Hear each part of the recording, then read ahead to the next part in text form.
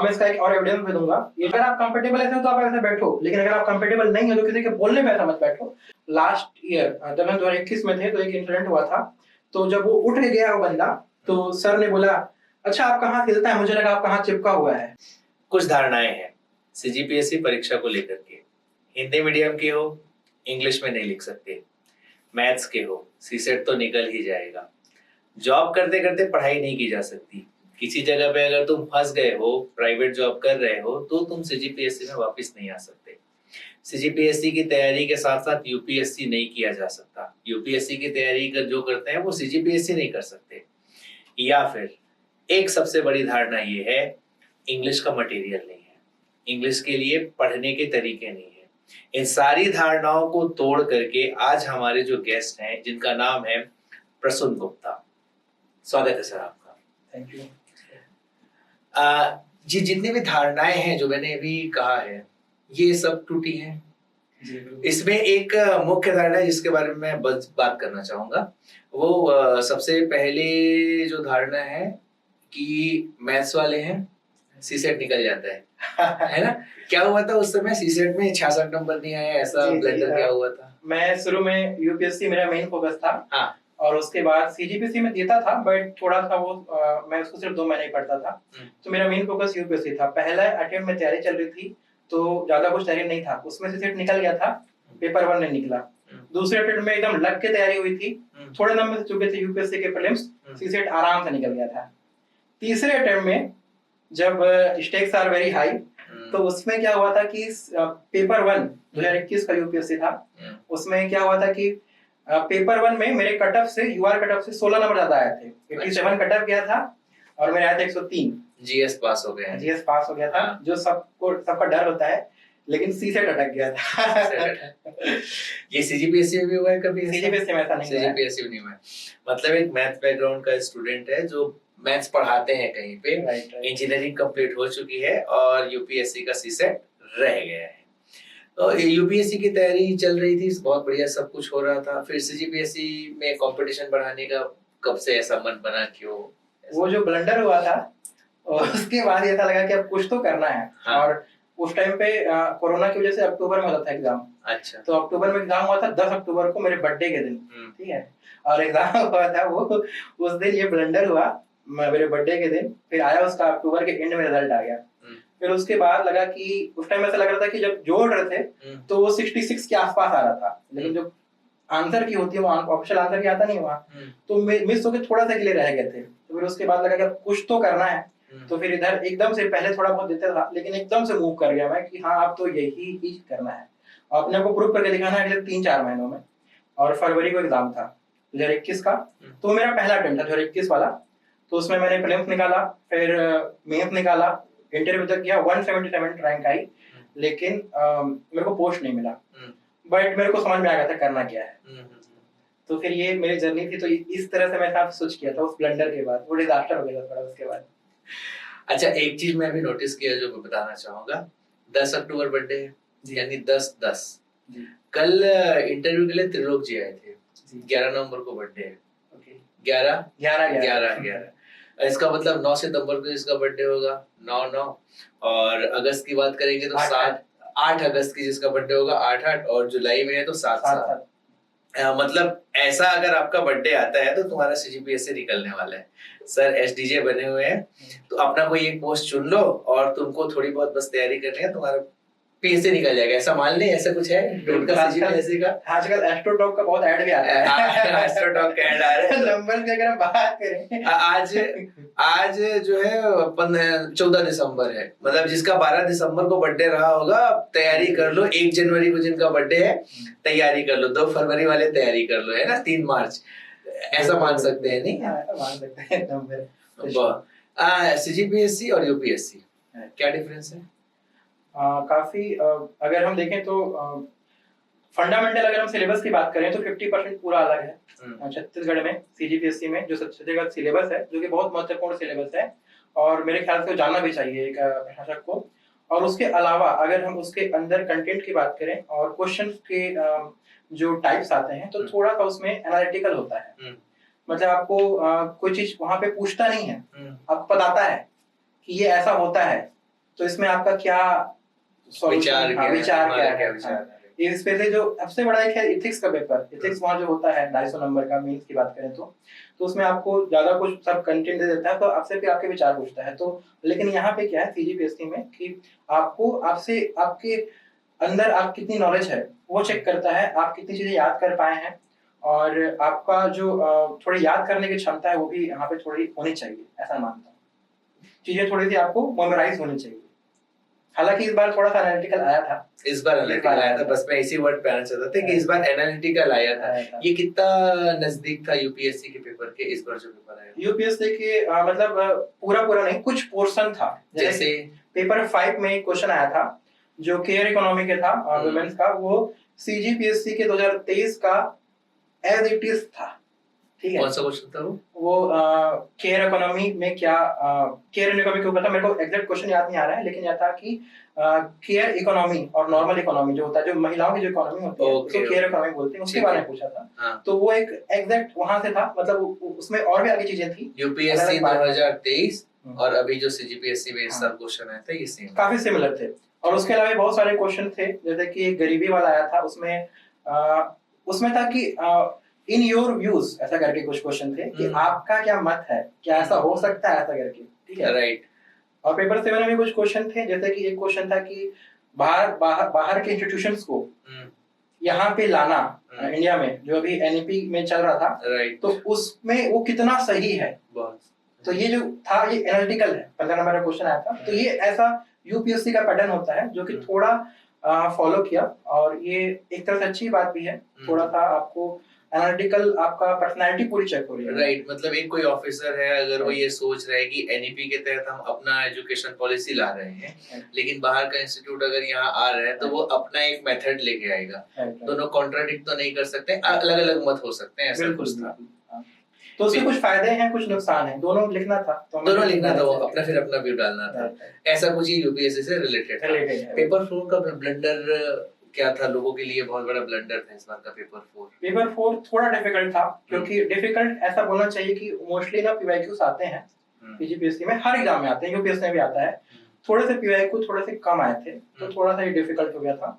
और पेपर 4 में मैथ्स थोड़ा डिफिकल्ट लगा था, टफ आ गया था। जैसे बोलते हैं कि जैसे कुछ लोग बता रहे थे कि मैं तो उतना एनालिसिस नहीं कर पाया, क्योंकि जस्ट उसके बाद मेरा यूपीएससी का मेंस था। जैसे ही मेरा 28 जून को खत्म हुआ है, मैं 2 दिन का ब्रेक लिया था। ठीक है, यहाँ पे मेरा सेंटर था, जहाँ से घर गया था, मैं घर जा पाया था। मेरा 1 जुलाई को रिजल्ट आ गया यूपीएससी के प्रीलिम्स का, तो मेंस का, तो मैं उसका एनालिसिस नहीं कर पाया। लेकिन जहाँ तक मेरे मित्र वगैरह बता रहे थे कि जो लेंदी क्वेश्चन थे कम नंबर पे आ गए थे, थोड़ा टाइम टेकिंग था वो। ये मैथ्स में हुआ था? हाँ, मैथ्स में हुआ था। राइट। ये लोगों को हमेशा ये कंफ्यूजन रहता है कि मैं हिंदी मीडियम को इंग्लिश में लिख पाऊंगा या नहीं। आप 12वीं तक हिंदी मीडियम में पढ़े हैं, कॉलेज ऑफ कोर्स आपने इंग्लिश में किया है, और कॉलेज हम सब कैसे करते हैं इन जनरल इंजीनियरिंग कॉलेज में कैसा होता है, अगर आप वहाँ इंग्लिश में लिख भी रहे हो तो आपको कितनी इंग्लिश आती है ये सबको पता है। ये ट्रांजिशन जो हुआ कि आप यूपीएससी इंग्लिश में लिख रहे हैं या सीजीपीएससी को पढ़ रहे हैं इंग्लिश में, जहाँ बोलते हैं लैक ऑफ कंटेंट है, ये ट्रांजिशन ज्यादा कठिन तो नहीं था? एक्चुअली जब मैं थोड़ा इंजीनियरिंग जब कर रहा था तो थोड़ा सा हल्का सा मैं थोड़ा सा शिफ्ट हो गया था इधर। फिर उसके बाद मैंने जब टीसीएस में जॉब किया, लगभग 3 साल के आसपास। 3 साल आप टीसीएस में जॉब भी किया था मैं जी। तो उस टाइम में पूरा मेरा मतलब हिंदी से थोड़ी दूरी हो गई थी। तो वो 4 साल हो गया, उसके बाद 3 साल, 7 साल, लगभग 7.5 साल का जो डिफरेंस आया था 12वीं के बाद, तो उसमें मैं हिंदी से थोड़ा मेरी दूरी बन गई थी अनफॉर्चुनेटली। तो उसमें क्या हुआ था कि मेरे जो जैसे मेरे क्लाइंट थे टीसीएस में, वो टेक्सास के थे, यूएसए के। ठीक है, तो हिंदी का तो स्कोप ही नहीं है कुछ। ठीक है, अलग एक्सेंट में बात हो रही है, सुबह शाम जितने भी डॉक्यूमेंट पढ़ रहे हैं, जितने भी रिपोर्ट्स आ रहे हैं, सब कुछ इंग्लिश में था। तो एक दिमाग में वो बैठ गया था। तो मैं जब आया वापस वहां से तैयारी करने के लिए, तो हिंदी में मैं देखा तो मेरी मात्राएं गलत हो रही थी। ओके, इतना छूट गया था। ठीक है, तो बोला तो ब्लंडर है, मेन से मेरे को मात्रा भी बहुत बेसिक से करना पड़ेगा, और ये प्रॉब्लम मेरे को इंग्लिश में नहीं आ रही थी। तो मैंने डिसाइड किया कि मैं इंग्लिश में जाऊंगा। तो फिर मैंने इंग्लिश में तैयारी चालू की। और दूसरा, मेरे को जब मैं यूपीएससी से सीजीपीएससी में शिफ्ट हुआ, तो जैसे आपने बोला, आपने बहुत सही बात पॉइंट आउट किया कि कंटेंट की प्रॉब्लम आ रही थी। कंटेंट की प्रॉब्लम है। तो उस समय हमारा जो बैच था थोड़ा फॉर्चुनेट था, फॉर्चुनेट मैं इसलिए बोलूंगा क्योंकि हमारे मेंटर नंदेहा सर वो ग्रुप बनाए थे, नीलमणि नंदेहा सर जो 2019 में रैंक 1 लाए थे। Rank 1 right. तो उन्होंने काफी कुछ मतलब एक तरीका बताया था, और हरिराम पटेल भी उसी साल इंग्लिश में आ गया था, उससे 1-2 साल पहले। तो हमारी थोड़ी समस्या काफी कम हुई। फिर उसके बाद जो नंदेहा सर के बैच के जो टॉपर्स थे, जैसे कि मैं नाम बोलूं तो जैसे एक सिद्धार्थ सिंह चौहान सर हैं, सिद्धार्थ सर, और फिर उसके बाद एक नितिन सर थे, शायद मैं बहुत बहुत पहले की बात है। Nitin sir rank 5। हाँ करेक्ट, नितिन सर थे, और 1-2 और सर थे, मैं उनका नाम भूल जा रहा हूँ। तो वो लोगों ने अपने टेलीग्राम चैनल पे इंग्लिश के लिए कंटेंट प्रोवाइड किए, अपने नोट्स, पेपर 7 का नोट्स प्रोवाइड किया, पेपर 4 का किया। सिद्धार्थ सर का नोट कितना बेहतरीन नोट था, तो हमने उससे सिद्धार्थ सर का हिंदी में नहीं, सिद्धार्थ सर का शायद मेरे को ध्यान आ रहा है, मैं सर भूल गया हूँ, उनका एक कोई नोट्स इंग्लिश में था शायद। जी। वो सिद्धार्थ सर तो मेरी पर्सनली बात होती थी, वो मेरी मतलब एक तरह से 2021 में मेंटर थे, मतलब टेलीग्राम के थ्रू बात होती थी। मैं अपनी कॉपी भी मैंने लिखता था टेस्ट वाली, तो चेक कर देते थे कि मैं भेजा था कि हाँ ये अच्छा, यहाँ पे ऐसा कर लो, वहाँ पे ऐसा कर लो, बराबर टाइम देते थे वो। तो हम लोग काफी फॉर्चुनेट थे। तो इंग्लिश के लिए मटेरियल थोड़ा कम था, मेंटर्स अच्छे मिल गए थे हमको टेलीग्राम के थ्रू, तो वो हमारे लिए एक अच्छी बात थी, और उसको मैंने उस तरह से बिल्डअप करके फिर अपना हार्डवर्क उस पे ऐड किया, तो फिर आगे चीजें मैनेज हो पाई। बार-बार यहाँ वर्ड आ रहा है मेंटर, और मेंटर्स ज्ञान पे बैठे हुए हैं, कितना इंपॉर्टेंट होता है मेंटर इस जर्नी में सीजीपीएस? बिल्कुल बिल्कुल बहुत इंपॉर्टेंट है, क्योंकि देखिए जो सीजीपीएस यूपीएससी जैसा एग्जाम होता है आपका नीट और जेईई से बिल्कुल अलग है। राइट। वहां पे क्या है कि यहाँ पे हमारा हर दिन सिलेबस बढ़ जाता है। जैसे आज हम बात कर रहे हैं, कुछ हो गया तो सिलेबस बढ़ जाएगा। तो इट इज लाइक कि एक बॉर्डरलेस और बॉटमलेस ओशियन है इसका सिलेबस, आप तैर रहे हो, कोई बाउंड्री ही नहीं है, ठीक है। तो उसमें अगर आपका एक मेंटर है जो उसने इस जगह पे उसने वो सब किया हुआ है, उसने झेला हुआ है, हालांकि उसकी अगर रैंक नहीं भी लगी है तो भी अगर वो मेंटर है उस फील्ड में, तो आपको बताएगा, गाइड करेगा कि आपको कैसे जाना है, कैसे आपको थोड़ा जो बॉर्डरलेस बॉटमलेस का बॉर्डर आपको दिखाएगा कि इतने में ही तैरो, इधर उधर मत भागो, ऐसा करके वो नॉटिकल माइल डिसाइड कर देता है। राइट, नॉटिकल माइल डिसाइड कर देता है, इतना नॉटिकल माइल, वो अपने को 12 तक ही रहो, 12 तक ही रहो, उससे आगे नहीं जाना है, वो अलग दूसरी टेरिटरी आ जाती है। राइट। अगर 2 नंबर का क्वेश्चन आता है, हु इज मेंटर? डेफिनेशन क्या होगा? मेंटर्स वो व्यक्ति है जो हमारे अपने अनुभव से के अनुसार अपने जो उसके जूनियर्स हैं उनको गाइड करता है और उनको रास्ता दिखाता है। जब आप टेलीग्राम के थ्रू सर लोग से मेंटरशिप ले रहे थे, एक उस समय ये एक्चुअली वर्ड नहीं था, बट ये था कि वो बता रहे थे उसके बारे में, तो इनफ होता है उनसे। अगर मान लीजिए आप कहीं से कोचिंग नहीं लिए हैं और आप पढ़ने के इंटेंट रखते हैं, आपके पास बुक्स है, आप पढ़ रहे हैं, कहीं से कोचिंग नहीं लिए हैं, पढ़ सकते हो, एक मेंटर आपको बता देगा कि भाई इतना पढ़ो और ऐसे तैयारी करो और ये लिखना है, इस तरह से लिखना है, ये इनफ होता है तैयारी के लिए? हाँ एक्चुअली ना ये थोड़ा काफी सब्जेक्टिव है। मतलब मैटर करता है कि जो पर्सन उसका बैकग्राउंड कैसा है।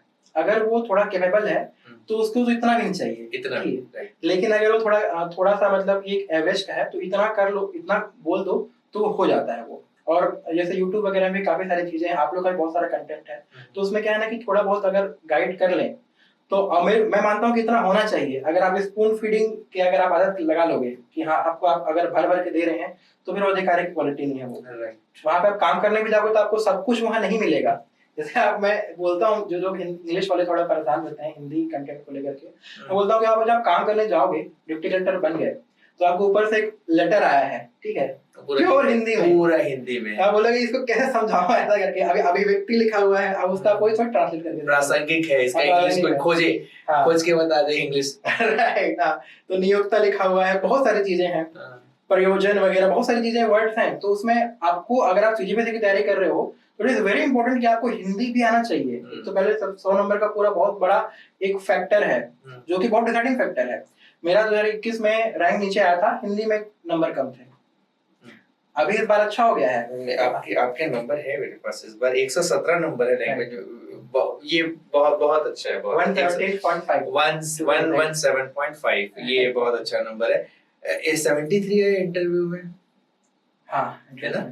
बहुत अच्छा नंबर है तो इस बार 100 में, और 73 मतलब ये 75% मार्क्स के आसपास हाँ, ऐसा right. कुछ है। अगर हम इसको टैली करेंगे तो 109.5 होता है, 110 नंबर 150 में। मेरा एक डाउट आ रहा है, इंटरव्यू में बैठते कैसे हैं? मान लीजिए ये बता। मान लीजिए अभी इंटरव्यू क्या बैठते कैसे? एक बार ट्रेनिंग हो जाए, कैसे बैठते हैं इंटरव्यू में? जो आपका कंफर्टेबल पोजीशन है वो बैठो। जैसे कि अभी यहाँ पे आर्म चेयर है तो मैं ऐसा बैठा हुआ हूँ। हाँ। वहाँ पे आर्म चेयर वहाँ होता तो आप कैसे बैठे? तो मैं ऐसे बैठा हुआ था, ऐसे ये हाथ बांध के बैठे थे? बांध के बिल्कुल बैठा था, है ना? और मान लो कोई क्वेश्चन पूछे, ठीक है, तो आप ऐसे करके आंसर दे रहे थे या जनरल ऐसे थे? मैं ऐसे करके, मैं एक काउंटिंग का आया था कि 10 सब्जियों के नाम बताइए, मैंने काउंट किया था ऐसा करके। ये और कुछ ऐसे समझाने वाले क्वेश्चन? हाँ बिल्कुल ऐसा बिल्कुल। तो आप हाथ ये सब यूज किए थे? हाँ, मैं इस बार मेरा जो था, आप बता रहा हूँ डिफरेंस। 2021 में मेरे 150 में 73 आए थे, 150 में 73। हाँ 49%, ठीक है। और मेरा इस बार 100 में 73 आया है। हाँ, बिग डिफरेंस है, बहुत बड़ा डिफरेंस है। मैं पिछले बार मैं उसको टैली कर रहा था, तो अगर मेरे 110 नंबर पिछले बार आया था तो पिछले बार में 60 रैंक आया होता। राइट, मेंस में मेरा उतना ही था, मतलब इस बार तो काफी स्ट्रिक्ट कॉपी चेक हुई है। तो मेरा जो interview is very very important. और मैं जो मैं बताऊं आपको पर्सनली, तो क्या हुआ था लास्ट टाइम पे, मैंने बहुत सारे मॉक दिया था, और मेरे लिए पहला इंटरव्यू था और दिस काइंड। बाकी मैंने कॉर्पोरेट वगैरह में इंटरव्यू दिया था, तो मेरे को ना उतना आइडिया नहीं था। मैंने बहुत जगह मॉक्स दिए थे और सबकी रिव्यू वगैरह हमने लिया था, ठीक है। तो उसमें मेरे को रिव्यूज आए थे कि आप टीचर हो, उस टाइम मैं बैच से पढ़ा रहा था, तो आप ज्यादा बोल रहे हो, कम बोलो, क्रिस्प करो, और अपने वर्ड्स को मतलब पहले तोलो फिर बोलो, ऐसा बात था, ठीक है। तो मैं इस बार क्या था, मैं इस बार बिंदा गया था कि मैं जो हूँ, मैं 1 या 2 जगह दिया था मॉक। पहला एक जो मॉक दिया था वो काफी अच्छा था, और दूसरा वाला मॉक एकदम ब्लेंडर था। उसमें मेरे को बोले कि तुमको बैठने का तरीका नहीं पता है, ठीक है। तो फिर उसके बाद मैं उसको हंसा वहां पे, स्माइल किया, फिर मैं वापस आ गया। फिर उसके बाद वही मॉक मैंने दिया था जब मैं जस्ट उसका भी मेरा था यूपीएससी का मेंस दे के आया हूँ। उस रात को रिजल्ट आया था सीजीपीएससी मेंस का कि इंटरव्यू होने वाला है, तो उसके दूसरे दिन मैं इस जोन में आने के लिए मैंने मॉक दे दिया था। फिर उसके बाद मैंने खुद से तैयारी की थी, और मैंने किसी का नहीं सुना था। एक बार जो मेरा अंतर आत्मा बोल रहा है, और मैंने एनालिसिस किया, मैंने बहुत लोगों से बात किया, मैंने जो लोग इंटरव्यू दिए उनसे बात किया, मैंने बहुत चीजों को जानने का प्रयास किया। तो मेरे को समझ में आया ना कि उतना भी जितना कॉम्प्लिकेट हम बनाते हैं उसको उतना कॉम्प्लिकेट नहीं है। वो आपका व्यक्तित्व का परीक्षण कर रहे हैं, आप नेचुरल रहिए। आपको उनसे बात करना है, बात करने का अलग अलग तरीका है। अगर आप कुछ बोलेंगे ही नहीं, जैसे कि सीजीपीएससी में राजन करके एक यूट्यूब है, वो बताए थे कि वो लोग पहले क्या करते हैं, आपसे पूछेंगे एनालिटिकल क्वेश्चन कि कहाँ से आए, कैसे आए, और क्या मतलब यहाँ क्या अच्छा लगता है, ऐसा कुछ पूछते हैं। आप एक शब्द बोल के खत्म कर दोगे, जैसे मैं 2021 में किया था, तो उनको समझता है कि हाँ ये तो बात करना नहीं चाह रहा है, तो लोग फिर फैक्ट्स में आ जाते हैं। फिर वो लोग बोलेंगे हाँ चलो ये बताओ, उनकी भी गलती नहीं है। तो ऐसा मेरा मानना है, क्योंकि मैं दोनों चीज देख लिया हूँ। इस बार का मेरा इंटरव्यू बहुत बेहतरीन था, और बहुत अच्छे क्वेश्चंस हैं, फैक्ट्स भी है, ऐसे फैक्ट्स है जो इम्पोर्टेंट है, संविधान के फैक्ट्स है जो कि बहुत इम्पोर्टेंट है। इंटरव्यू कब था? मेरा इंटरव्यू था 19 नवंबर। 19 नवंबर। तो ये मेरा जो डिफरेंस था, मैंने इसको फील किया, और इस बार मैं एकदम बिंदास गया था ना। यानी मतलब एक और मिथ टूट गया कि ऐसे बैठना होता है, हाथ अरे ऐसे तो बैठना ही नहीं है, ऐसे बैठना होता है, हाथ नहीं हिलाना है, और सिर्फ ऐसे के जवाब देना, ये मिथ है। हाँ बिल्कुल ऐसा है। आपने प्रूफ करके बता दिया। मैंने प्रूफ बताया, अब मैं इसका एक और एविडेंस भी दूंगा। ये जो ये वाला है, अगर आप कंफर्टेबल ऐसे हो तो आप ऐसे बैठो, लेकिन अगर आप कंफर्टेबल नहीं हो तो किसी के बोलने में ऐसा मत बैठो। इसका एक 2-3 एग्जांपल है। जैसे कि लास्ट ईयर जब हम 2021 में थे, तो एक इंसिडेंट हुआ था। तो जब वो उठ गया वो बंदा, तो सर ने बोला अच्छा आपका हाथ हिलता है, मुझे लगा आपका हाथ चिपका हुआ है, ठीक है। उन्होंने वहां पे जोक मारा, और मेरे एक बहुत अच्छे मित्र हैं, अभी भी उन्होंने बहुत अच्छी रैंक आई है, तो वो भी जब गए थे ना इंटरव्यू में, तो आगे वहां ऐसे बैठे थे, ठीक है। तो उनके से पहला क्वेश्चन उनसे ये आया, तो उनको ऐसा बैठना कौन सिखाया है, ठीक है। और हंसने लगे वहां पे बोर्ड वाले लोग। तो फिर वो लोग बताया कि कोचिंग वाले बोल के भेजे हैं क्या, मॉक वाले, ऐसा कहते उन्होंने बोला। और ये रियल इंसिडेंट है, मेरे ही दिन उनका इंटरव्यू था। मेरे बाद उनसे मेरी बात नहीं हुई थी, बट ये चीज उनके साथ हुआ था।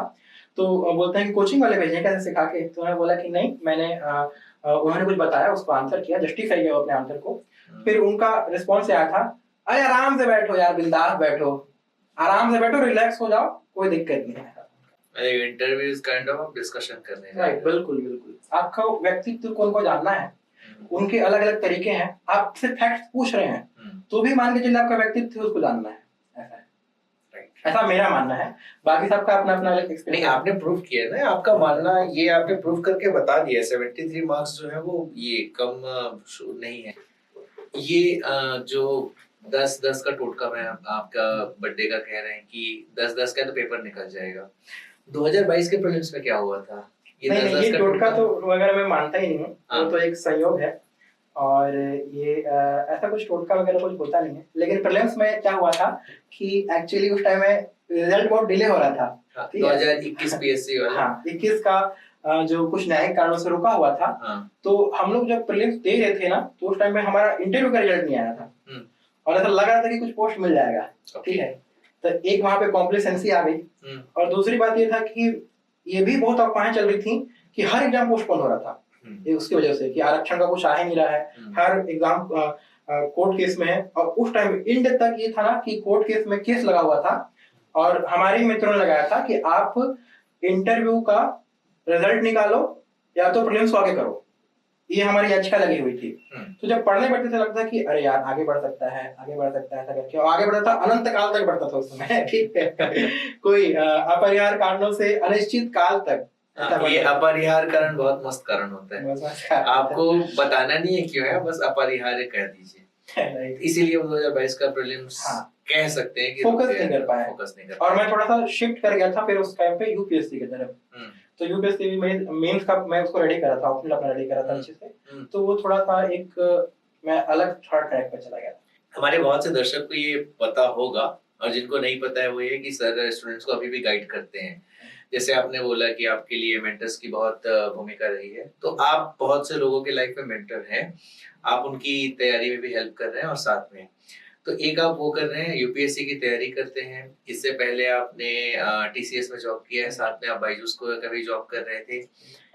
कभी ऐसा नहीं होता है कि जैसे स्टूडेंट्स आज बैठ करके 14-15 घंटे पढ़ाई कर रहे हैं, येट इसके बाद उनके पास समय नहीं है, उनका सिलेबस खत्म नहीं हो रहा है, ये जो उनके बेस्ट मेरे हिसाब से तो बहाना है या उनके हिसाब से, मैं उनके साइड से अगर बात करता हूँ तो बेस्ट प्रॉब्लम है, ये सबसे बड़ा प्रॉब्लम है, टाइम नहीं मिलता, कैसे मैनेज करूँ, कंप्लीट नहीं हो रहा है। आप कैसे कर लेते थे और ये क्या सच में बहाना है या फिर एक प्रॉब्लम है? मैं अपना पर्सनल एक्सपीरियंस बताऊं तो जब मैं पूरा डेडिकेट होके एक ही चीज पढ़ता था तो उस समय मेरे एग्जाम निकलते थे, ठीक है। तो मैं अगर 12 घंटे तो मैं कभी पढ़ा नहीं, लेकिन अगर मैं सिर्फ एक चीज कर रहा हूँ, एग्जाम की तैयारी कर रहा हूँ, अगर मैं यूपीएससी की तैयारी कर रहा हूँ या फिर मैं जैसे कभी सीजीपीएससी की 2-3 महीने की तैयारी कर रहा हूँ, उसमें मेरा प्रीलिम्स रुकता था, ठीक है, निकलता नहीं था। और उस समय वैसे काफी अलग फैक्टर थे, ऐसा हम बोल नहीं सकते हैं, उस समय कोरोना का भी फैक्टर था, बहुत सारे फैक्टर थे उस टाइम पे। लेकिन मैंने इस चीज को नोटिस किया कि अगर आप कुछ और कर रहे हो ना तो भी आप आराम से कर सकते हो। मेरा पूरा 2021 का attempt prelims mains interview Byju's की जॉब के साथ है, ठीक है। बायजूस आप समझ रहे हो, प्राइवेट जॉब, ठीक है। तो उसमें ऐसा था कि मैनेज करके चीजों को मैं 4 क्लास लेता था, 4 घंटे की वो क्लास हो गई, फिर उसके बाद उसमें डॉक्यूमेंटेशन प्रोसेस कि हर क्लास का स्टूडेंट काउंट ये आप उसको फिल करो गूगल फॉर्म में, ये बेसिक है वहाँ का, राइट।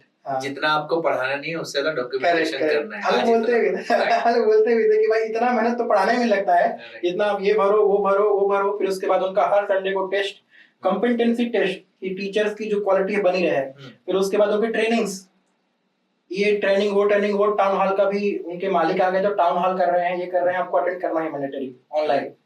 तो वो सब चीजें थी, लेकिन उसके साथ मैं मानता हूँ ना कि आप अगर 6 घंटा फोकस होकर पढ़ लिए, वो भी मैं ज्यादा बोल रहा हूँ 5 से 6 घंटा अगर आप कर लेते हैं फोकस स्टडी, उसके बाद आपको कुछ चाहिए ही नहीं चाहिए, राइट। तो अभी जो प्रीलिम्स के लिए लाइब्रेरी में घुस के 12 घंटे 14 घंटे पढ़ रहे हैं, ये सही कर रहे हैं गलत कर रहे हैं? देखिए सबका अपना अलग अलग है, लेकिन वो लोग जो 12 घंटा पढ़ रहे हैं ना, वो लोग 12 घंटा नहीं पढ़ रहे हैं। वो लोग क्या होता है, उनका 1.5 घंटे का चाय का ब्रेक होता है और 2.5 घंटे का उसका ब्रेक होता है, और थोड़ा अब होता क्या है कि आप गए वॉशरूम गए, वापस आए, फिर थोड़ा बुक खोलने से पहले ईयरफोन लगा के रील्स, ठीक है। तो उसमें उनको पता नहीं चलता है कि टाइम, अगर वो काउंट करके, जैसा मेरा जो तरीका है, मैं पढ़ता हूँ एग्जैक्ट पढ़ता हूँ, मेरा चलता है काउंट डाउन।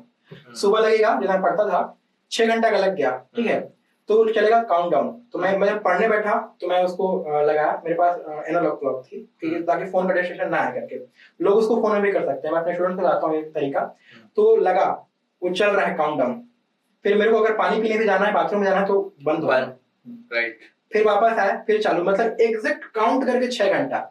तो उनके 12 घंटा से ना वो ज्यादा इफेक्टिव है। एफिशिएंसी इंपॉर्टेंट है। और आप अगर आप बैठ रहे हो ना, कंटिन्यू बैठो, 50 मिनट का एक होता है, एक मैंने डीप वर्क का एक बुक पढ़ा हुआ था, तो डीप वर्क में बताया कि अगर आप मल्टीटास्किंग नहीं करना है, ठीक है। लोग क्या करते हैं कि हाँ मैच देख रहे हैं, पढ़ रहे हैं, ठीक है, टेस्ट मैच चल रहा है, अभी आज शायद बारिश, बॉर्डर गावस्कर ट्रॉफी, आज बारिश हो गई, 28 पे 0 ऑस्ट्रेलिया, राइट, पहले बैटिंग कर रहे हैं। हाँ, थोड़ा मैं भी देखता हूँ। तो फिर उसके बाद ना, तो लोग क्या करते हैं, जैसे मैं दोस्तों से मिल जाता हूँ लाइब्रेरी में, ऐसे करके मैं ऐसे जब जाता हूँ तो ऐसे देखते जाता हूँ केबिन्स वगैरह।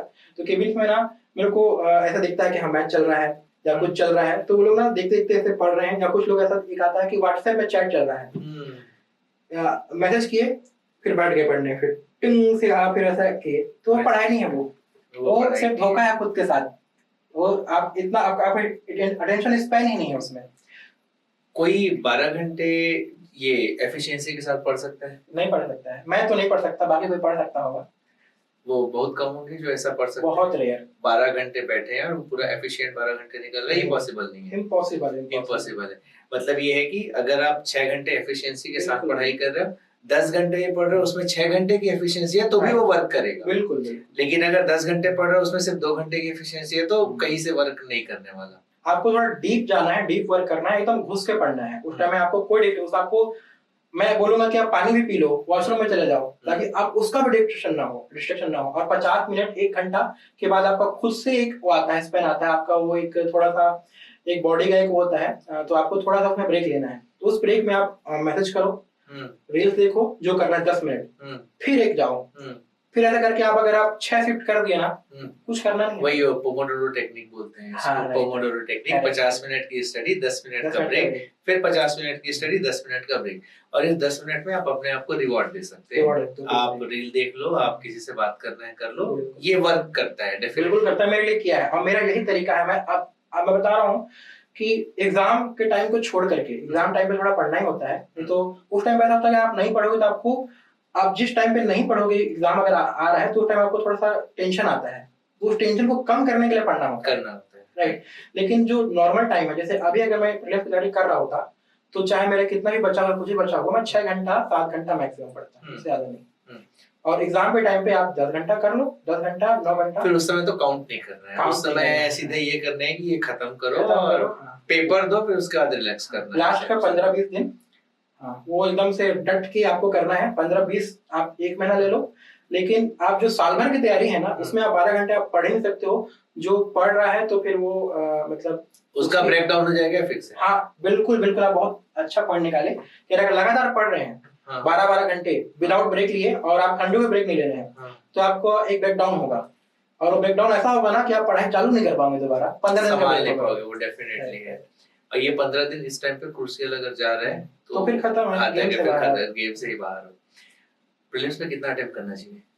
प्रीलिम्स में ये डिपेंड करता है कि कैसे क्वेश्चंस आ रहे हैं। जैसे कि इस बार तो भाई 80 भी सफिशिएंट नहीं था 70 प्रिसाइज बनाने वाले का सिलेक्शन नहीं हुआ है। 70 का 70 सही है, 140 उसका नंबर आ रहा है, सिलेक्शन नहीं हुआ क्योंकि 7-8 विलोपित हो गए। 7 विलोपित, 6 आंसर चेंज, तो आपका कहानी वहीं खत्म है ना। तो वापस वही क्वेश्चन, प्रीलिम्स में कितना अटेम्प्ट करना चाहिए? प्रीलिम्स में आपको ना कोई भी नंबर दिमाग में बैठा के नहीं चलना चाहिए। राइट, जैसे 2021 में आप गए, आप सोच रहे हो कि हाँ सर ने बोला था कि 80 सफिशिएंट नहीं है, राइट। आप 2021 वाले पेपर में 80 मारने गए तब पागल हो जाओगे, ठीक है। तो मेरा इसका आंसर ये रहेगा कि आपको क्या करना है कि एक आपको थोड़ा सा कॉमन सेंस लगाना है। आप जैसे 5-6 क्वेश्चन पढ़ोगे ना, तो पेपर का एक टोन सेट होता है कि क्या डिफिकल्ट है या इजी समझ में आता है। जैसे कि 2023 के पेपर की बात करूं तो 5-6 क्वेश्चन पढ़ते ही समझ में आया था कि ये बहुत इजी है और एकदम से मतलब व्यापम के स्तर का है। तब आपको लगना है कि हाँ अब मुझे अटेंड करना चाहिए ज्यादा। और जैसे 2021 का था, उसमें ना आप टच नहीं कर पाते। जैसे पहला क्वेश्चन में देखा नहीं बन रहा है, दूसरा क्वेश्चन, तीसरा क्वेश्चन, मतलब अरे बन ही नहीं रहा है कुछ, ऐसा करके तो समझ गया कि हाँ किसी से नहीं, मतलब सब परेशान होंगे। सबका मैं स्माइल किया मतलब सब परेशान होंगे। अच्छा, ये जो कॉमन सेंस वाली बात है, ये डेवलप कैसे होता है? मुझे जहां तक पता है शायद टेस्ट सीरीज देने से डेवलप हो। इसका प्रोसेस क्या होता है? टेस्ट सीरीज कैसे देना चाहिए? टेस्ट सीरीज देने के टाइम पे कॉमन सेंस डेवलप होने का तरीका क्या होता है, वे क्या होता है? बिल्कुल, तो आपको जितना इम्पोर्टेंट टेस्ट सीरीज है उससे ज्यादा इम्पोर्टेंट उसका एनालिसिस। तो आप हर एक टेस्ट देके आओ, उसमें आप काउंट करो कि आप कितना अटेम्प्ट किए, आपके कितने गलत हुए, आपकी एफिशिएंसी कितनी है, फिर उसमें इजी वाले कितने थे, आपके सिली मीटर्स कितने हुए, उसके अकॉर्डिंग आप डिसाइड करो आपको कितना करना है। जैसे मैं पर्सनल बताऊं तो मेरी एफिशिएंसी बहुत कम है, मेरा तो 20 तो गलत होता ही है। तो ये वहां भी होगा? हाँ, वहां मान के चलो, मान के चलो, तो मैं एक्स्ट्रा मारता हूँ, मार लो, मैं 94-95 तक पहुंचता हूँ। हम अपने पिच पे हम अपने हिसाब से खेलेंगे। तो ये सबको अपना पिच डिसाइड होना चाहिए। बिल्कुल बिल्कुल, अगर किसी की एफिशिएंसी है थोड़ा कम रखिए। बिल्कुल। इसको ऐसे भी ले सकते हैं कि जब आप टेस्ट दे रहे हैं तो आप किसी दूसरे के मार्क्स से एनालिसिस मत करो। बिल्कुल बिल्कुल, ये बहुत आप बहुत सही पॉइंट बोले कि लोग क्या करते हैं ना, अपना रैंक देखते हैं, उसके इतने नंबर आ गए, मेरे इतने नंबर आ गए, मैं और इस बार से ज्यादा लेके आऊंगा। ये नहीं पता है कि जिसका नंबर आ रहा है वही पेपर सेट किया है। ये हो सकता है। बिल्कुल बिल्कुल, यही हो सकता है। इसमें एनालिसिस का तरीका, जैसे वो आप जब बताए तो आधा ही रह गया, मैं उस पे स्टूडेंट्स लोगों के लिए थोड़ा सा और उसको एलोबरेट में चाहूंगा कि आपने कहा कि सिली मिस्टेक आप रेक्टिफाई कर लिए कि मेरा सिली मिस्टेक हो रहा है या नहीं। ऐसे और कितने टाइप के मिस्टेक्स है जो टेस्ट के दौरान हो सकते हैं? ओके, तो एक तो होता है सिली मिस्टेक्स कि आपको पता है फिर भी गलती कर डाले, राइट। दूसरा होता है कि एक आप जो बताते हैं ओवर अटेम्प्ट और अंडर अटेम्प्ट, हाँ, वो सबका अपना अपना है। जैसे कि मैं ऐसा मानता हूँ कि जहां पे आपने 2 आंसर एलिमिनेट कर दिया है तो आप अटेम्प्ट करो उसको, करो, ठीक है, ऐसा मेरा मानना है। और उसकी मेरा जो मैथमेटिकल पूरा फॉर्मूला है कि अगर आप 10 क्वेश्चन ऐसा करते हो, 10 क्वेश्चन आप छोड़ देते तो मान के चलिए आपके 70 नंबर आ रहे थे, ठीक है, आपने 10 क्वेश्चन एक्स्ट्रा 2 अटेम्प्ट वाले उसको लगा दिए, तो गिरी हालत में आपके अगर 7 गलत होते हैं 10 में से 50-50 का प्रोबेबिलिटी है, लेकिन अगर 7 गलत होते हैं 3 सही होते हैं, 7 गलत हुआ तो 14/2 मतलब आ गया 4 पॉइंट कुछ आपका माइनस हो रहा है, और 3 सही में कितना 6 है, तो 2 नंबर प्लस हो, 1 पॉइंट जीरो तो नहीं आ रहे हो, जीरो तो नहीं आ रहे हो, 10 का रिस्क ले सकते हो, 10 का रिस्क ले सकते हो। तो मैंने मतलब आप 10 उसका 20 भी कर सकते हो, तो आप उसको ना आप दोनों में आप ये सब टेस्ट सीरीज में करना है कि मैं इतना 2 नंबर 2 एलिमिनेशन वाले को छोड़ा था तो मेरे इतने नंबर आए थे, अब इसको मैं करूंगा तो मेरे कितने आते, तो उसमें क्या था आपके 7 गलत हुए 3 सही हुए तो भी आपका 70 के जगह 72 नंबर आ रहे हैं। और 1.5 नंबर का जो इम्पोर्टेंट है हम लोग समझते हैं, जो लोग 1.5 नंबर से बाहर हुए। मोस्टली हम भी स्टूडेंट्स से जब ये सवाल आता है तो ये समझाते हैं कि टेस्ट सीरीज तुमको ये बता देगा कि तुमको कितना अटेम्प्ट करना है, किसी से पूछो मत, राइट, ये तुम्हारा सब कुछ समझा देगा। अगर सिली मिस्टेक्स हो रहे हैं, किसी ने रेक्टिफाई कर लिया टेस्ट में, सिली मिस्टेक हो रहा है, ठीक कैसे करेगा वो? सिली मिस्टेक का जो बेसिक प्रॉब्लम है ना वो है कि आप बहुत ज्यादा कॉन्शियस जाते हो, आप वहां पे प्रेजेंट नहीं हो, बहुत सोच रहे हो कि एग्जाम नहीं निकलेगा तो क्या करूंगा, घर वाले जीवन और मृत्यु का जो सवाल आ रहा है, राइट। एक एग्जाम तुम्हारा लाइफ बना तो सकता है पर बिगाड़ नहीं सकता, बिल्कुल आप बिगाड़ नहीं सकता है, राइट। तो ये चीज को ना थोड़ा सा दिमाग से हटाना है, जैसा नहीं कि मैं बोल दिया तो हो जाएगा, आपको उसको खुद से करना है। जैसे कि ये चीज हो गया कि आपका वहां पे आप अंदर घुस रहे हो, आपकी हार्ट बीट थोड़ी बढ़ रही है, ये अगर है तो सिली मिस्टेक्स होगा, राइट। तो आपको क्या करना है, जैसे अभी आप और मैं बात कर रहे हैं कितने सहज हैं, ठीक है, इसी मेंटेलिटी से मैं एग्जाम में बैठता हूँ, तो ये अगर आप कर लेंगे ना तो सिली मिस्टेक्स ऑटोमेटिकली उसके चांसेस कम हो जाएंगे। दूसरी बात है ओवर थिंकिंग, राइट, कि हाँ उसने ऐसा सोचा होगा, तो जैसे कि इस बार बहुत लोग वो मृत्यु गीत को मरम पाटा मार के आ गए थे, ठीक है, मरम मरम करके जोड़ेंगे, वो है नहीं मृत्यु गीत है नहीं, वो है, हाँ वो घोटुल पाटा ही है, घोटुल पाटा ही है। तो जो थोड़ा सा रिवीजन अगर कम किए हैं तो घोटुल तो उनको कंफ्यूज करेंगे क्या हो, तो युवागिरी था, वहाँ मृत्यु कहाँ से आ गया, तो मरम मार के आ गए, कहीं लोग ऐसा करके मरम पाटा विवाह, हाँ मरम पाटा वो डिफरेंट थिंग है। तो उसका ऐसा है ना कि जो हम ओवर थिंकिंग चलता है एग्जाम में, तो ओवर थिंकिंग नहीं करना है। पर ये तो बेस्ट कहना है आजकल के लोगों का, जो स्टूडेंट तैयारी कर रहे हैं, या तो वो इसको जैकेट समझ के पहना है, या वो लड़कियां इसको लिपस्टिक लगा के लगाई हुई है, वो सोच रही है इसको, ये दिमाग में ओवरथिंक चल रहा है। कैसे खत्म करना चाहिए ओवरथिंक को?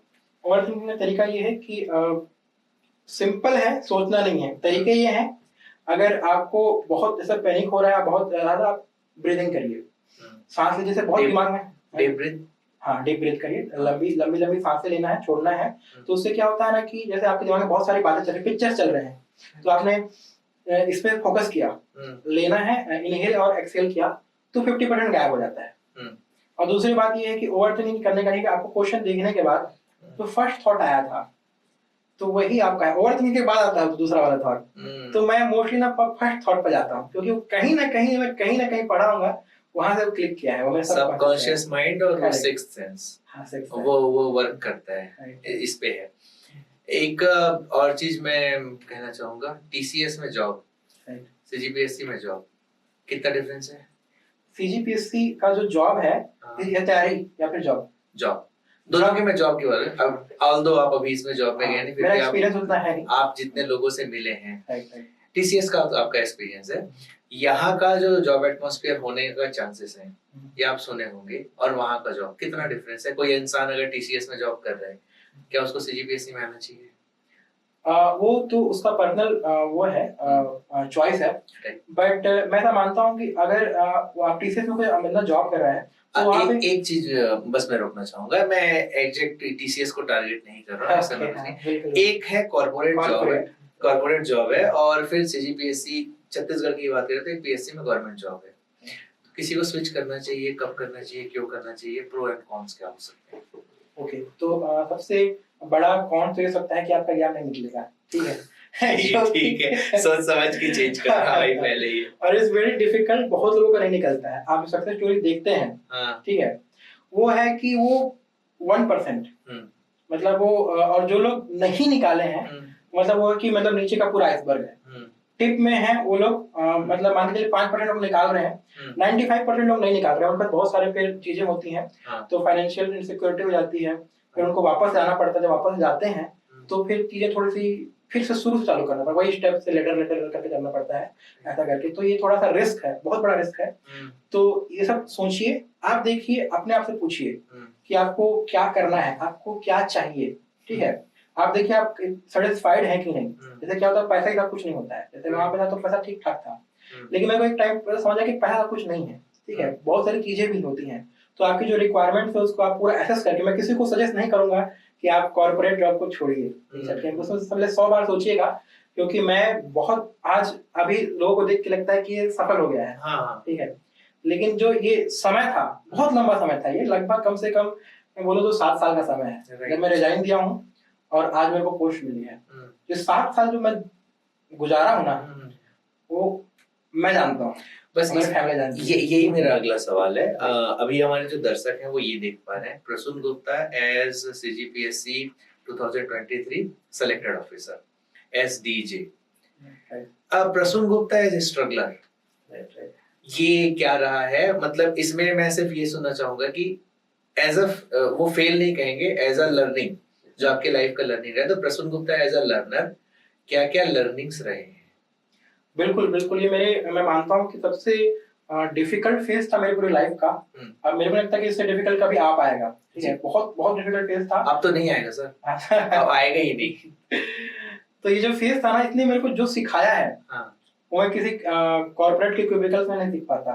मेरे को लाइफ की लर्निंग मिली है, बहुत सारी चीजें मिली है, लाइफ कैसे जीना है, क्या इम्पोर्टेंस है, आपके कौन दोस्त आपका साथ देने वाले हैं, कौन छोड़ने वाले हैं, लड़कियां। ठीक है, टॉपिक पे अभी नहीं आते हैं, नहीं आते। और उसके बाद जो रिलेटिव्स हैं, ये तो बाकी चीजें होंगी, बट फिर भी लाइफ में कैसे फाइनेंस मैनेज करना है, और अपने आप को कैसे संभालना है। अगर आप गिर रहे हो कहीं पे तो आपको लग रहा है कि रॉक बॉटम है, इससे मैं जा ही सकता हूँ, रॉक बॉटम से भी आप 50 मीटर नीचे जल जाते हो, ठीक है, अगले अटेम्प्ट में। तो वो चीज है, उससे आपको संभालना, फिर आप वहां से आप उठते हो ना, तो वो एक आपको अलग एक स्ट्रेंथ देता है, और वो फिर एक समय के बाद लगता है कि हाँ अब मैं हूँ।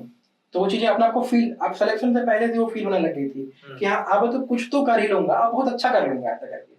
और जैसे कि मैं बहुत सारी चीजें फेस किया था, मल्टीपल फेलियर्स थे, कोरोना का टाइम आया, मल्टीपल मतलब 2 बार हुआ था, दूसरी बार तो ऐसा था कि खत्म ऐसा हो गया था। फिर उसके बाद एग्जाम नहीं हो रहे थे और घर से बाहर निकल नहीं पा रहे थे, वो फेस था ना बहुत एकदम। और उस टाइम पे जो मेरे टीसीएस के फ्रेंड्स थे, बाकी लोग थे, वो लोग वेल अर्निंग, हाँ। अब वो 2 वो लाख लोग 3 लाख के पैकेज आ रहे हैं, फॉरेन ट्रिप। में थे, कोई फिनलैंड में है, कोई एक टेक्सास, मेरे जो क्यूबर्गल वाले थे लोग टेक्सास मूव हो गए थे, उनके इंस्टाग्राम में पोस्ट दिख रहे हैं, शादी कर रहे हैं लोग, और उनके पैकेज ऐसे बढ़ रहे हैं ना 32-45 ऐसा करके। अरे वाह। हाँ। फिर और मैं इधर हूँ जीरो, ठीक है, मैं यहाँ पे मतलब मेरा महीना कैसे 7,000 निकालना है वो समझ नहीं आ रहा है। ये सब मैंने देखा था, बट उसके बाद फिर मैंने चीजों को, उस चीज को, फेस को जब पार किया ना, तो फिर मेरे को समझ में आ गया था कि हाँ चीजें ठीक है और मैं कर लूंगा।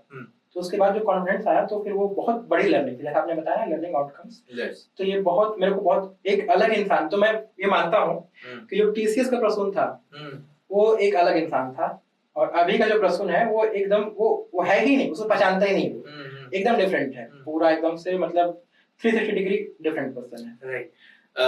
टेस्ट सीरीज दिए हो आप टेस्ट तैयारी के सीरीज दौरान? मैं दिया हूँ सिर्फ मेंस में दिए हो। तो जैसे सेक्शनल वाला होता है 75 नंबर का, राइट, होता है ना, तो 75 नंबर में कहीं 25 से कम नंबर आया है? मेरा 25 से कम नंबर आया है कई बार, पक्का आया है? श्योर। ये आप लोग नोट कर लो, क्योंकि इनका सवाल रहता है मेरे कम आ रहे हैं नंबर उनके भी आते हैं जिनका सिलेक्शन होता है, कम उनके नंबर आते हैं। ऐसा कभी रहा है प्रीलिम्स का, अगर टेस्ट सीरीज जैसे आप तो नहीं दिए हैं, पर कोई ऐसा हो सकता है कि जो सेलेक्ट हुआ है या अभी रैंक लाया है, उसका किसी टेस्ट सीरीज में 200 नंबर में से 50 से भी कम आया होगा, जो सेलेक्ट हुआ है और टेस्ट में 50 से भी कम आया होगा? बिल्कुल आता है ना, ये सही है। मेरा खुद का आता है, जैसे मैं ज्वाइन नहीं किया था टेस्ट सीरीज, लेकिन मैं करता हूँ, मैं एलोरा यहाँ पे बुक शॉप है वहाँ से खरीद के, वहाँ जो आते हैं उसको खुद मैं उसे लगाता हूँ। तो कभी कभी लगाते मैं 48 मिनट में अटका हूँ मैं शुरू में। ऐसा होता है पक्का, मतलब एलियन नहीं होते जो सेलेक्टेड होते हैं, वो नॉर्मल आदमी है, ये श्योर है। हाँ, और कभी कभी ऐसा कोई, अगर आप टेस्ट पकड़ लेंगे, ये 2021 का पेपर बहुत डिफिकल्ट था, तो उसके बाद जितने भी टेस्ट सीरीज वाले थे, कोचिंग वाले, सब लोग ना बहुत डिफिकल्ट बना रहे थे, राइट, तो उसमें तो कम आना ही है। 2022 का सीसेट, हाँ और 2022 का सीसेट, इसका एक किसी ने मेरे को रिव्यू दिया था, मैं सिर्फ उस पेपर को पढ़ता ना तो 2 घंटा चल देता, मैं बनाता नहीं, मैं टिक नहीं लगाता, मैं बस उसको पढ़ता न्यूज़पेपर जैसे, 2 घंटा चले जाता।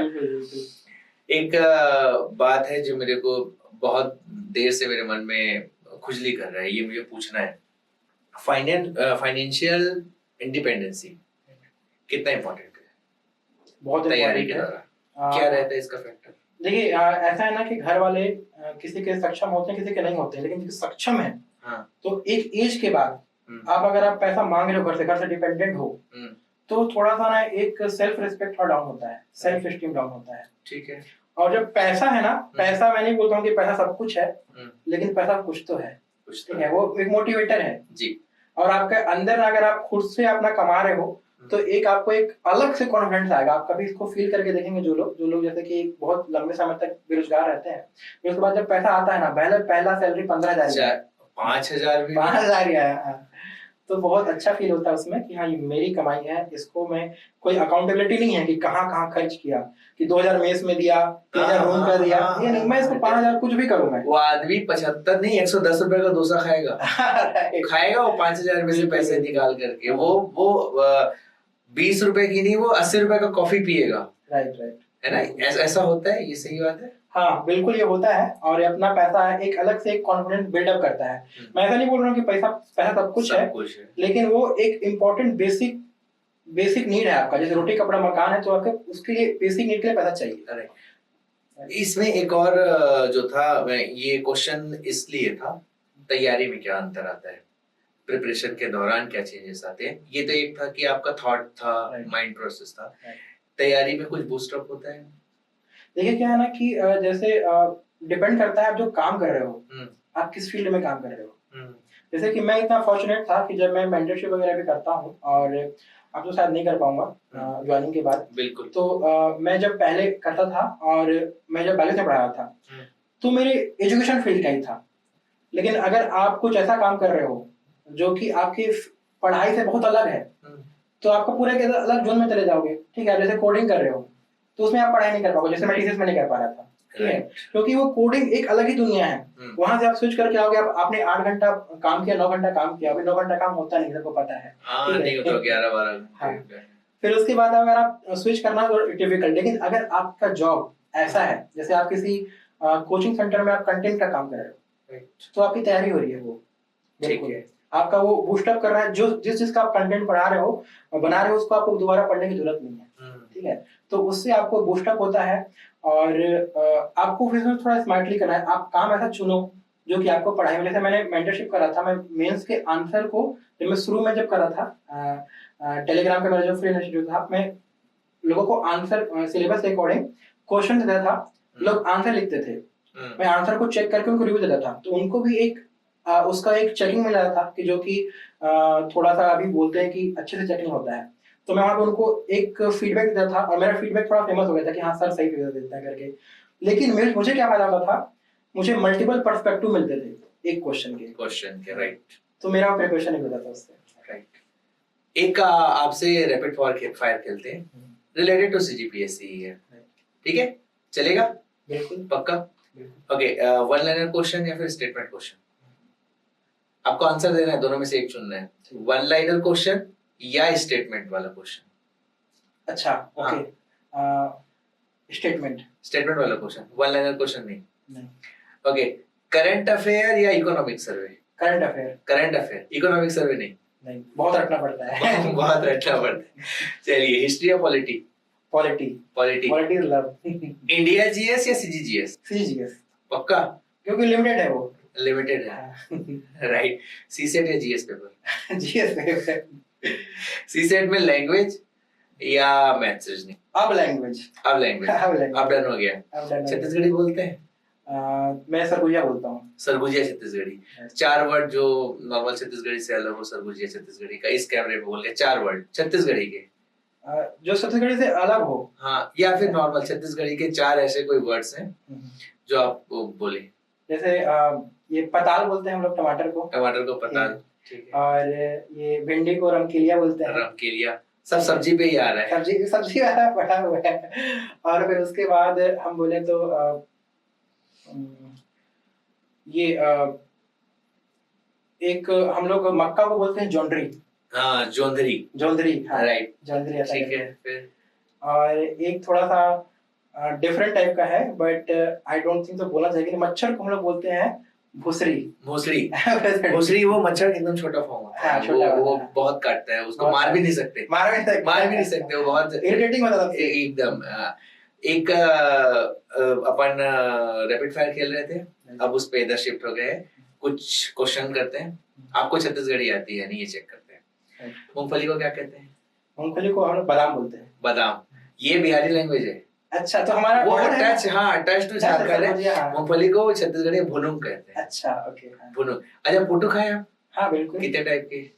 पुटू, मैं पैरा पुटू खाया हूँ। पैरा पुटू, एक सुरवा होता है। हाँ, सुरवा होता है। एक होता है पहाड़ी वाला, एक होता है बाटी बाटी, हाँ, बाटी पुटू, एक व्हाइट कलर का, और हाँ, बस इतना ही। पैरा पुटू किस टाइप का खाया है? वो रस वाला है फिर एकदम सूखा वाला? दोनों। सूखा वाला मेरा फेवरेट है। सूखा वाला फेवरेट है। आपको वो पता है पैरा पुटू को पत्ते में डाल करके उसको पुरो के बनाते हैं, वो पता है क्या आपको? राइट, मैंने हाँ देखा है। वो देखे, खाए उसको कभी? खाया हूँ, बहुत टेस्टी, बहुत बेहतरीन है, बहुत बेहतरीन। छत्तीसगढ़ी का अगर 2-3 नाश्ते का नाम बोलेंगे ब्रेकफास्ट में जिसको यूज कर सकते हैं, वो कौन कौन से होंगे? तो मेरा चीला है। चीला खाते हैं, और उसके बाद ये बाकी सब तो अब जैसे इडली वगैरह है। एक हम लोग वो खाते हैं, एक धुसका होता है। हाँ, अगाकर रोटी का तवा वाला फॉर्म, मतलब ऐसा गोल गोल होता है, थोड़ा मोटा होता है। धुसका खाते हैं, चीला खाते हैं, और एक बाकी फिर तो नॉर्मल रोटी वगैरह खाते हैं। हमारे घर में ट्रेडिशनल उतना बनता नहीं है। बासी बिल्कुल खाए हैं। खाते हैं, अभी काफी टाइम से नहीं खाए, लेकिन बासी के साथ इमली चटनी अच्छा लगता है, टमाटर चटनी? हाँ, मेरे को। या मिर्ची चटनी? 3 टमाटर चटनी, बासी टमाटर चटनी और एक मिर्च, और प्याज, बस। गर्मी में खाए थे, लास्ट गर्मी में खाए थे। बहुत बढ़िया। अगर हम लोग मेंस के पेपर की बात करेंगे, मेंस के पेपर में साइंस का पेपर जो आपका एक अच्छा नंबर आया भी है, पकड़ भी है, वो है। साइंस के पेपर के अलावा और कौन सा सब्जेक्ट है जो स्कोरिंग लगता है, या फिर आपके लिए स्कोरिंग है, या मोस्ट लोगों के लिए स्कोरिंग हो सकता है? वो है लैंग्वेज का पेपर। अच्छा, क्योंकि उसमें सब्जेक्टिव मार्किंग नहीं होती, ऑब्जेक्टिव मार्किंग होती है वहाँ पे। ठीक है। आपने लिखा है पर्यायवाची तो मिलेगा नंबर, राइट। उसमें आप स्कोर कर सकते हो, 130 भी डाल सकते हो। अब वो श्योर शॉट है। जैसे कि मेरे लास्ट टाइम पे 90 नंबर आए थे, मेरी गलती से आए थे। ओके। ठीक है, छत्तीसगढ़ी में मेरे को जैसे मैं बताया कि मेरे को सरगुजा आता है और टर्मिनोलॉजी बहुत डिफरेंट है। जैसे मेरे से लास्ट टाइम पे हरिंचा नहीं बना था 2021 में, जबकि आप लोग उसको कितना इजीली इस्तेमाल करते हो कि हाँ हरिंचा इंटरव्यू लूंगा ऐसा करके बोलते हैं आराम से रिलैक्स होकर के रिलैक्स होकर के। जी, मेरे से टाइम नहीं बना था वो। राइट। तो ऐसी जो वर्ड्स है ना, क्योंकि हम लोग सरगुजा में थोड़ा डिफरेंट इस्तेमाल करते हैं। ठीक है, तो अगर आप पढ़ेंगे, थोड़ा भी पढ़ेंगे, बहुत ज्यादा मेहनत नहीं करना है, थोड़ा आप उसको डेली थोड़ा समय देंगे ना, तो आपका paper 1 is very high scoring. दूसरा है आपका एसे। बट एसे का जो रहस्य है, जो मिस्ट्री है, ध्यान से सुन लीजिए आप, एसे का रहस्य आने वाला है जो कि मैं अभी तक सॉल्व नहीं कर पाया। एसे मेरे 115 आए थे। हाँ। पिछले बार 118 आया था। तो मेरा मैं ये कि एवरेज रहता है, एवरेज कि मैं गेम में बना रहता हूँ। लेकिन ऐसे में 90 भी आता है, 80 भी आता है। आप जिन लोग का इंटरव्यू कॉल नहीं आया है, तो उन लोग अगर देखेंगे ना अभी नंबर आएगा तो ऐसे क्या होगा, बाकी सब परफेक्ट होगा, क्योंकि ऐसे में लोग ध्यान देते नहीं है, इसको ऐसे को पेपर की तरह ट्रीट नहीं करते। 4 ऐसे हैं, आधा नंबर मान लो, आधा नंबर कटेगा मान लो, तो 25 25 25 25 100 ऐसे ही होता है। हाँ, राइट, है ना। अगर ऐसे को ऐसा तोड़ करके देखें कि मेरे को आधा नंबर पाना है, तब भी वो 100 छू रहा है, तो एक एवरेज नंबर आपका आ रहा है। 100 इसमें ले आए, बाकी में 100 के आसपास ले आओ, तो 700 नंबर तो मेंस में हो रहे हैं। इस बार के सेकंड रैंक का वैसा कुछ नंबर है, 710 के आसपास है। ऐसा कुछ तोड़ के देखा जा सकता है। बिल्कुल बिल्कुल सही बात है। इन सातों पेपर में आपका फेवरेट पेपर? मेरा फेवरेट पेपर है मेरा पेपर 7 अब थोड़ा हो गया था फेवरेट, क्योंकि उसके मेरे एकदम परफेक्ट नोट्स बन गए थे। ओके। लेकिन उसमें नंबर नहीं आया, लेकिन उसमें मैं मानता हूँ कि 76 75 नंबर कितना नंबर है? 76, एग्जैक्ट 76। हाँ, लेकिन वो है ना, आपको ऐसा कम लग रहा है। हाँ। लेकिन ऐसा है कि ठीक नंबर है। इस बार के हिसाब से बहुत अच्छा नंबर है। हाँ, पिछले बार 70 आया था। हाँ। तो पिछले बार को सबसे परेशान पेपर 7 ही किया था, लेकिन मैंने इस बार उसको स्पेशल ध्यान दिया। पर आप बॉर्डर पे हो।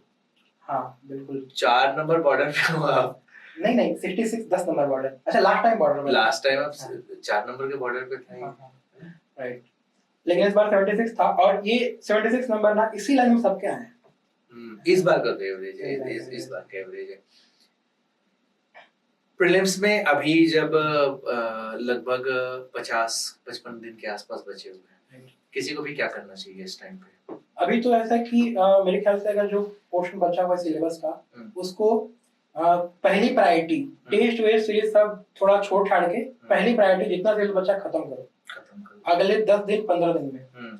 और अगर आप दिसंबर के ऊपर जाते हो, बच्चा सिलेबस मतलब बच्चा सिलेबस इन द सेंस मैं बोल रहा हूँ कि आप जैसे कुछ को नहीं पढ़े, 1 साल 2 साल वाले हैं, जो कुछ लोग कहते हैं कि हमने उन्हें हिस्ट्री पढ़ी ही नहीं है, तो ऐसा नहीं होना चाहिए। आपको जो अनछुआ है उसको छूना है अभी, और उसको प्रायोरिटी में खत्म कर देना है। ठीक है, मोस्टली लोगों का छूटता है इंडिया वाला, सीरीज कर लेते हैं, तो उसको खत्म करना है सिलेबस को, और छूना है, छूते नहीं रहना है, खत्म करो, खत्म करो। राइट, एकदम से क्रिप्स वाला, जिसमें एक जैसे आता है, जिसमें सारे दिया होता है। ठीक है, एक को जैसे कि दृष्टि का आता है, अरिहंत का आता है, रिजल्ट का आता है, वो पूरा पढ़ने का समय नहीं है। 55 दिन बचा है, मान के चलिए आपका इकोनॉमी बचा हुआ है, आर्ट एंड कल्चर बचा हुआ है, तो उसको उठाओ और उसको उठा के ना फट से खत्म करो 5-6 दिन में। उसके बाद आपको क्या करना है, थोड़ा फिर चीजों को रिवाइज करना है, जो नोट्स वगैरह बना हुआ है प्रायोरिटी में पढ़ना है। जैसे इंडिया में मैं बोलूँ पॉलिटी पहले पढ़ना है, क्योंकि उससे 10 क्वेश्चन आएंगे, 8 क्वेश्चन आएंगे। ठीक है, फिर उसके बाद आपको पढ़ना है हिस्ट्री पढ़ना है, ऐसा करके प्रायोरिटी सेट करना है। उसके बाद मैं एक चीज बोलूंगा जो मैं करता हूँ और जो मेरे को लगता है बहुत इंपॉर्टेंट है, previous year question. Previous year question के लिए 2 से 2.5 घंटा आपको निकालना ही है हर दिन। हाँ, मेरे ख्याल से। ठीक है, ये मैं करता हूँ। मेरी तैयारी यूपीएससी की हो चाहे सीजीपीएससी को, प्रीवियस ईयर क्वेश्चन के बेस पे ही होती है।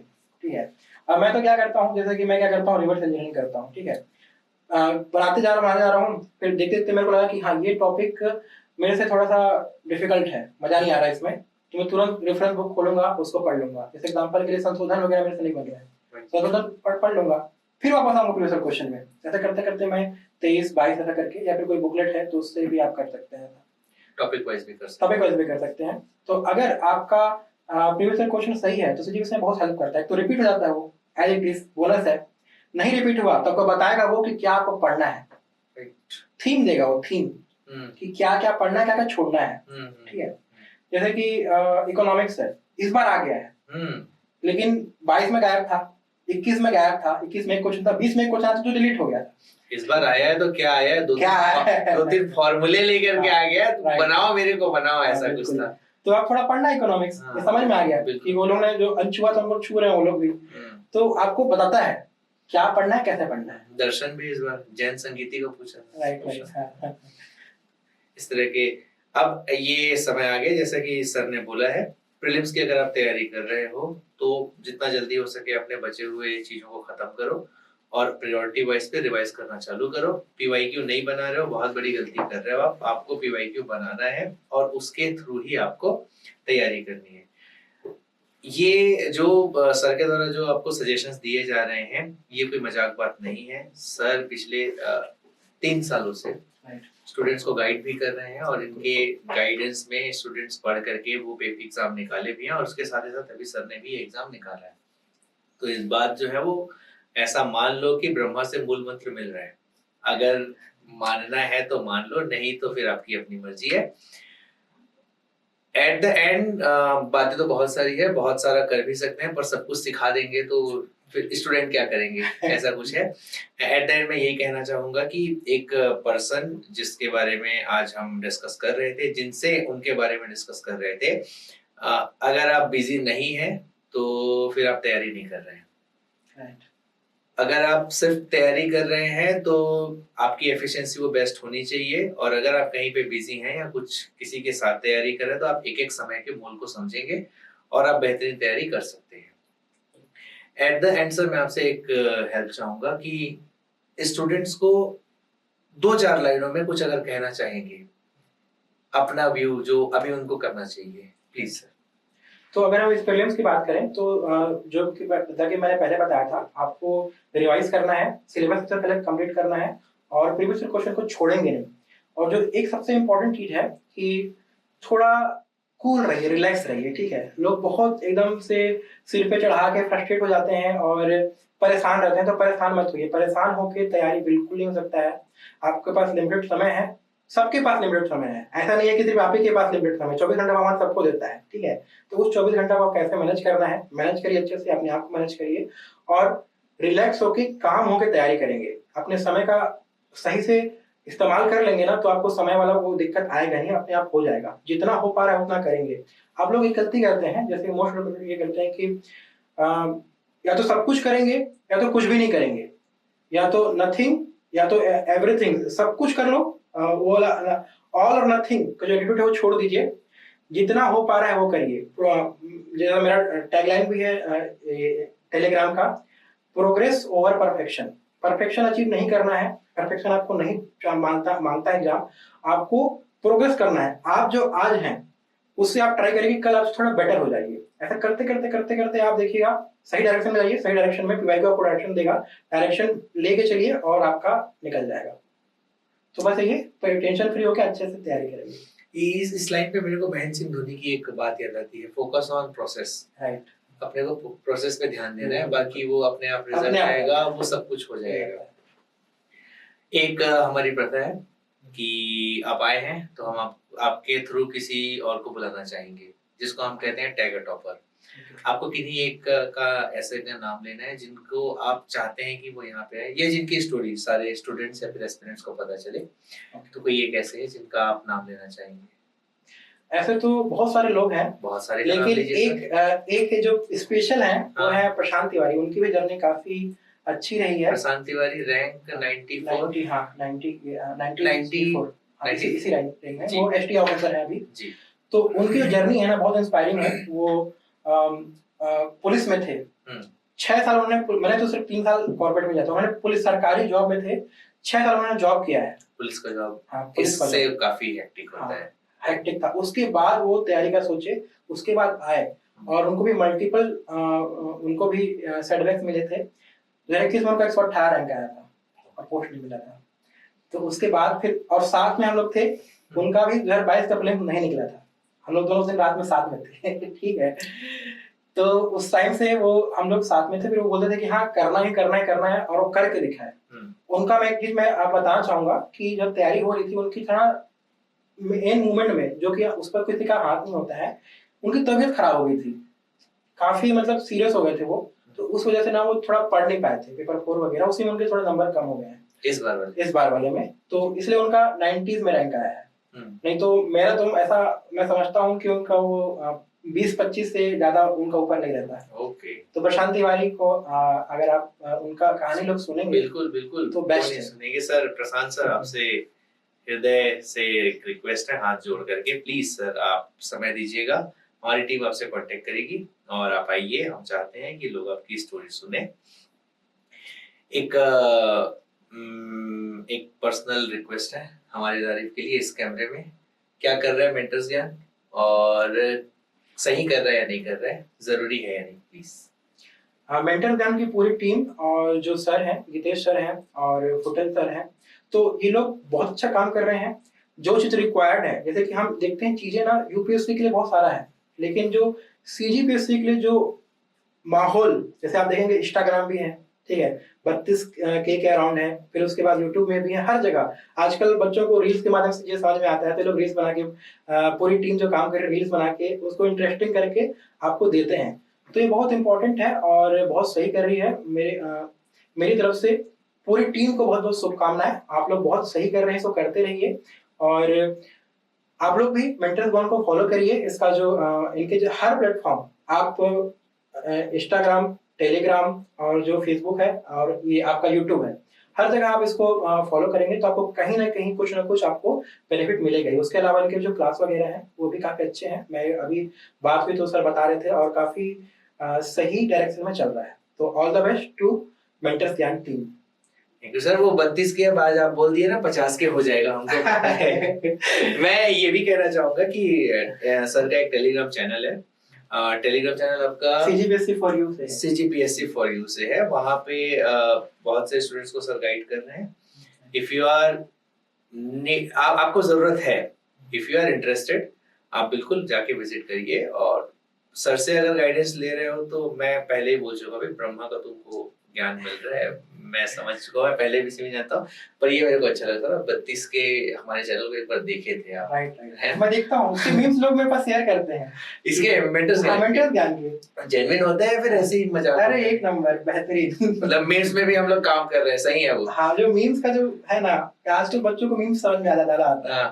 कोई एक मीम बताओ ना जो हम लोग बनाए, आपको याद होगा। एक वो वाला था कि जिसका जो उसका पेपर हुआ था हॉस्टल वार्डन का, और उस समय गणेश चतुर्थी चल रहा था, ठीक है, तो उस पे एक वाला जय देव जय देव जय देव, तो उसमें आपका एक मीम था कि ये कद्दू वाला आंसर है इसका सही हुआ है। तो बोलता कि वो अब जय देव करके था, बहुत फनी था वो।